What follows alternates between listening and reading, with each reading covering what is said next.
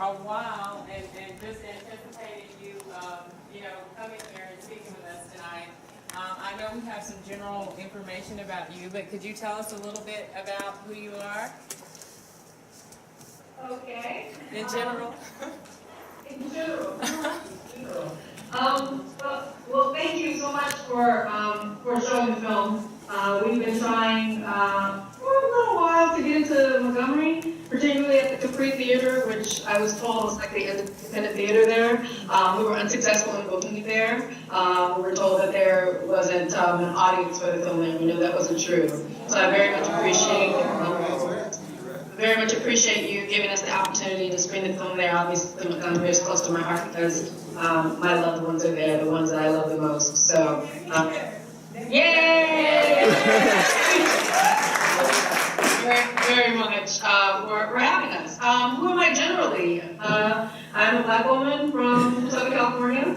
My mother is from Compton, and so very early years were in Compton. We then moved to Linwood. I went to high school in the Lakewood Cerritos area. All of these names don't mean much to you, but basically it's prime Southern California Black hood.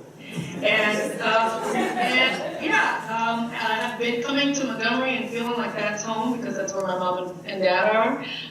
For the last, I don't know, maybe she told you how long. It feels like forever they've been living there. But Christmases, Mother's Day, Father's Day, summers, Thanksgiving, always back to Montgomery. So graduated from UCLA. I did go to film school. I was an English and African American Studies double major. Went straight into publicity in the studio system here in LA, working for some small studios, including Fox.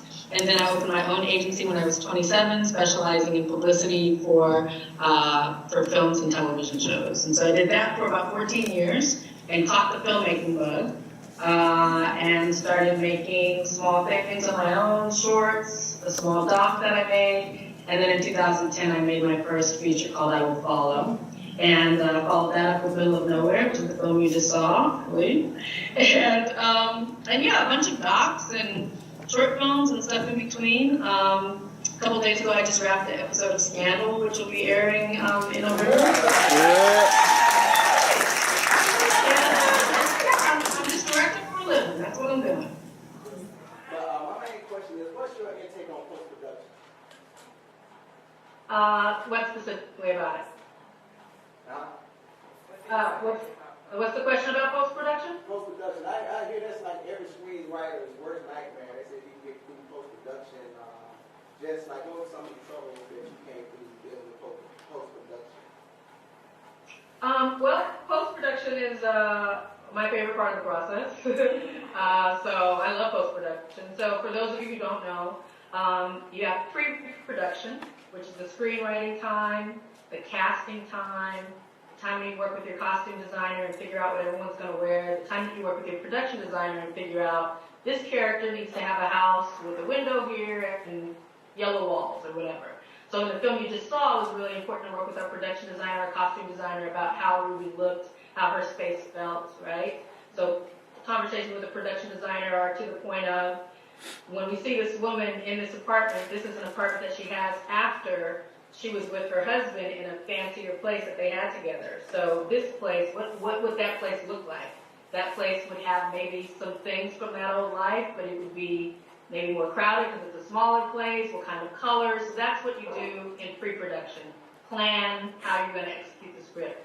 Production is actually shooting it, so all of the actors and the crew and the cameramen and everyone's on set to capture the performance. And post-production is afterward, when you have all of the pieces and you put it together in the shape of a film. You add music, you add color, you cut it together, you make sure that everything's kind of flowing, the sound is right, all of those things. So that's post-production. And for me, that's the best time, because that's just me and my editor, who's a great friend of mine, Spencer, and we sit together and it's like puzzle pieces. You put all the pieces together. It's like playing with dolls, really, for me.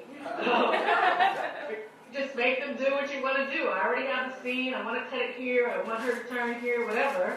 And people see it different ways, but for me, post-production is amazing and a good thing that you should look forward to. Awesome. Thank you so much for that. You're welcome. Good luck. Great film. I guess I'm someone else, so I have a different question. I don't know if we sound the same. but congratulations on the film. It was a great film, first of all. My question is, how long did it take you from writing and directing to getting the film in theaters? And was there any particular inspiration behind writing? Sure, great questions. How long? Well, I'd written the script in 2008, and I didn't shoot it until 2011. It came out in 2012. So it's a lengthy process. It was the first script I wrote. I've done films since. Like my first film, I wrote it in 8 weeks, and I shot it in 4 weeks, and it was out 6 months later. So it just depends. But this one took a bit longer because it was a bit more expensive than the things I originally made the first time around. I make very low budget films, so this film that you saw was made for $200,000, which you can't even buy a house for here in California. And so, in the grand scheme of things, you know, something like, I don't know, Best Man Holiday, which is coming out, it's like a $10 million movie, right?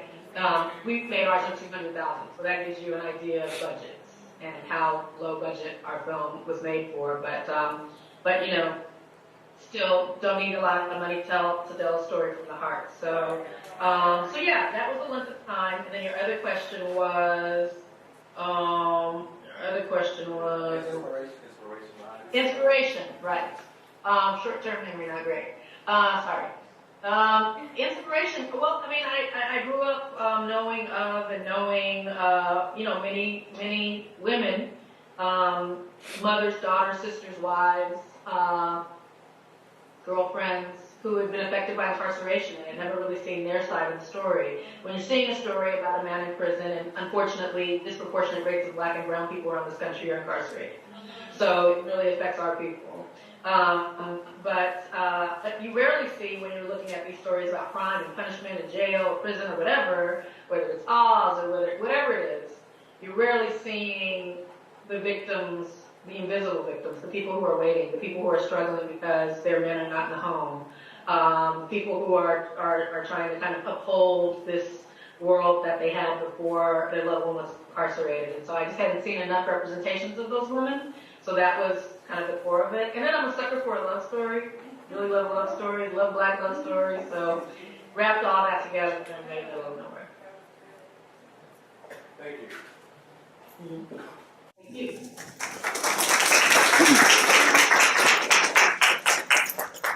Ms. Ava, we have we have a question from Facebook.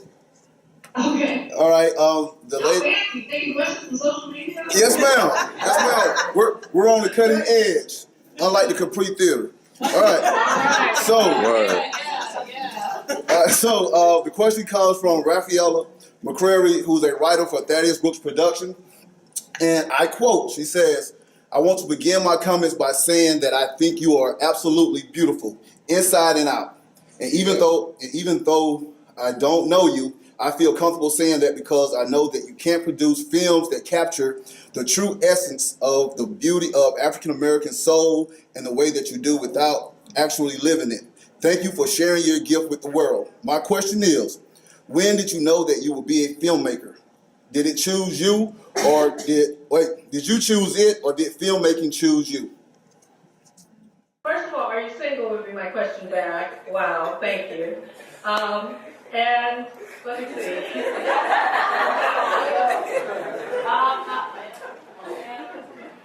I don't know. I am now, so we'll discuss this. I'm gonna leave my information with your mom, and we can, because I understand you coming down for Christmas. So we'll go from there. Thank you very much. Very flattering. Did filmmaking choose me, or did I choose filmmaking? I guess that was the question. I mean, I guess it chose me. I just was young black nerdy girl who loved film. Always loved movies. Got the gift of that from my Aunt Denise, who was a woman who loved movies, so she passed that along to me. We'd watch a lot of movies, go to the movies. That was like a treat. And so, but I never thought I could make movies. I mean, you can like something and not know how to actually manifest it on your own. There was no one around me making movies. I mean, I didn't come from a family of people who did things like that. We are just hardworking, normal people. So it didn't come from an entertainment industry background. I didn't have any idea about how to do it. But I think it did choose me because I always loved it, always loved film. Some people love music, some people love sports, some people love politics. Like, I just always loved movies. So I think in that way, the magic of the movies kind of grabbed hold of my mind and my heart and my spirit. And as I was blessed enough to understand that I could make them on my own, that I could distribute them on my own, write them, produce them, direct them, market them, it just start to be what I'm about. And, since I've been doing it, it's been really the happiest time of my life. So yeah, I guess it chose me, and I'm glad it did. Oh, we're glad also. I have a question. As one of the hosts of Saturday Night Cinema here, I am DeWayne. My co-host is Ava Thomas. Hi, and Ava. In the room, we have a lot of aspiring actresses, actors, writers, directors, and everyone. Can you please give us some information on AFFIRM and explain to us about the African American film releasing movement? And just let us know how we can do things. If you would, just enlighten us, please. Absolutely. So the African American Film Festival Releasing Movement is an idea that I had along with a group of like-minded people who love films, people who are from all over the country, Detroit, Atlanta, Seattle, New York, LA, Philly, who were tired of not seeing nuanced, complex images of black people on screen, and decided to do something about it. We knew the films were being made, but they weren't reaching the audiences like you who wanted to see them. And so we banded together and created this organization where we could distribute our own films. So Montgomery is a prime example. There aren't black independent films coming through that market without the passion and elbow grease of people like you who put this together. In other cities, the films just come. They come to the theater. The films that do come may not be the small, kind of beautiful, nuanced images of black folk. They may be broad comedies. They may be action films. That's fine, but we want balance. And so we feel like every black person, no matter where you live, if you want to see the kind of film that you just saw, you should be able to see it. And so that's what AFFIRM does. We go to places where maybe we'll screen. I don't even know where you guys are sitting. But you called, you said we have people here who want the film, and we provided the film. And so we're doing that in markets all over the world. Sierra Leone, Senegal, Sweden, Stockholm, Seattle, Philly, Portland, Washington, D.C. Black folks, leaders in their community, people who have a small space, people on college campuses, people in churches, people at nightclubs. I mean, all over the place we get calls from people saying, we heard about this film and we want to see it. And our job is to make the film and to provide it for you. So that's what AFFIRM is, and it's all done out of my pocket. I don't have big pockets, so I asked for help, and the whole organization is run by volunteers. People just like you who volunteer their time. So for example, in Montgomery, you would say, we want to open an AFFIRM chapter there. Someone would say, we're going to make sure that AFFIRM films 5 a year come to this market, are publicized well, are marketed well, and we will make sure that there's a home for them every time that they come. That's what's happening all around the world, and you all have done it. I don't know if you knew you were actually being kind of AFFIRM Mavericks, but you are. And we would love for you to join us officially if you desire, because we want to be where you want us to be. Yes, ma'am. I know I've joined the mailing list already, so I'm gonna just go ahead and claim it. I want this to be a chapter here, an AFFIRM chapter. People that are willing to volunteer time and effort for this. So we are a part of this. I mean, we're at AFFIRM.com, so it's AFFIRM I, because there's no I in team, right? So it's like a team effort. And the cool thing about being an AFFIRM chapter or being what we call AFFIRM Mavericks, so we call our volunteers Mavericks because they're badass people, so we call them Mavericks. So our Mavericks, we have about 800 Mavericks around the world. And these are just people who volunteer their time because they love Black film and they want to make sure that our images are out there. So they do everything from, taking a handful of flyers with you in your purse when you go about your day. And when you go into Starbucks to get your coffee, you drop some there. When you go to, what's you guys' thing? Publix. You drop some there, if you wherever you go, the dentist's office, wherever you drop some, right? You invite, you may be a part of a sorority and fraternity. You organize and make sure that, your folks know about it, that they're being communicated to about it, that they buy a group of tickets. It's kind of organizing principles that we help you manage. But the great thing about this, there's a big gift at the end because you get to sit and watch a great film. And so we do all the legal work. We find the films. We negotiate with the filmmakers. We pay for all of that kind of stuff. We send you posters. We send you postcards. And from there, it's up to you to provide the place and provide the butts and seats and have a good time. So that's what it is. Awesome. Well, Ava, my name is Monique. I am part owner of the venue that is screening Middle of Nowhere tonight. And one thing that we do is we actually hand out surveys to get feedback from our audiences. And somebody asked a question, so I want to pass the question on to you. Is there a way to purchase the movie on DVD? Yes, the film will be out on DVD in late January of next year, so a couple months. Okay, and also, just as a side note, we are interested in becoming a chapter here. Great. So I will send, I guess, Delane an email. Delane's the boss. All right, I'll send her an email. Delane is also from Craft Mill, so you gotta put Craft Mill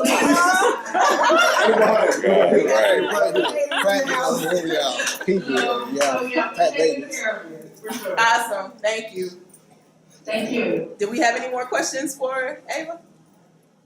Y'all gonna be watching Scandal 308 in November and be like, I could have talked to her, I could have spoke to her. Right. Well, while we have you on the line, I would personally want to ask your family, like, go on stage and stand in front of your picture on the screen so we can get a picture. Yeah. I'm getting in it too. You ain't family, you know. Thank you. Okay, so anybody else? Oh my God. So embarrassing. Yo. No, I didn't. She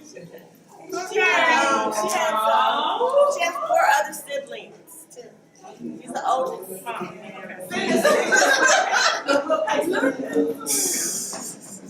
Copy the cut paste. Right. Oh, man, wow. I'm so excited. That's you. That's wonderful. Awesome. Let me help you out.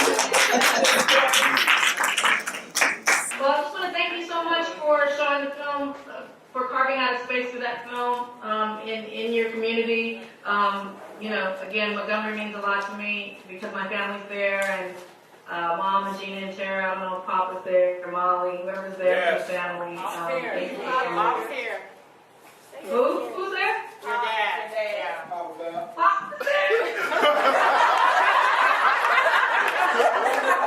He don't go nowhere. He don't like to go out.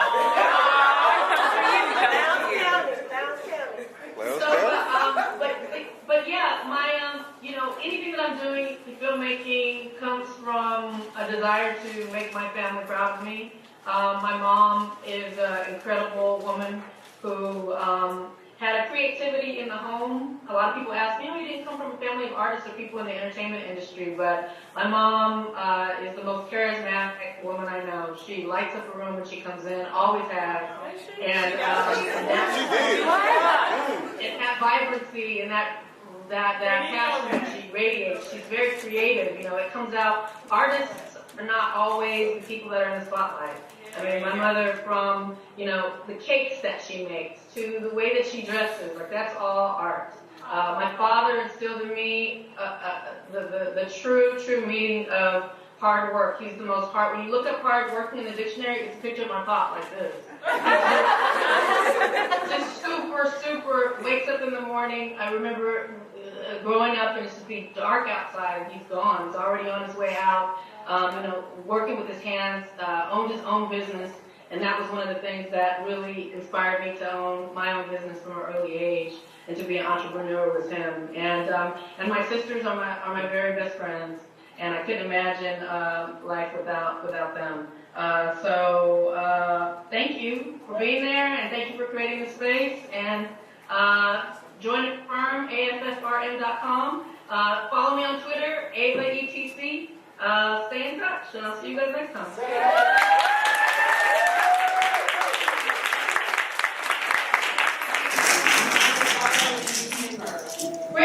Great. I really enjoy it. Maybe we'll try to get someone from the cast of the Skype fans. We'll be here. Bye, guys. Thank you. How cool was that, though? It's very cool. We want to thank everyone for coming out. Thank you. Thank you for your feedback on the comment cards. Thank you guys for making our second show our best show yet. And again, next month, the Saturday after Thanksgiving, it was Big Words. December the 28th is I Will Follow. So hopefully, Pops will be back. Mom, I should just make cake, so I might want to make cake. So, you know what I'm saying? We got all this stuff going on. Really? So see you guys next month, okay? Have a good evening. Thank you all. We get that director credit though. Shot live. Here we go. We're coming soon. DeWayne. What's up?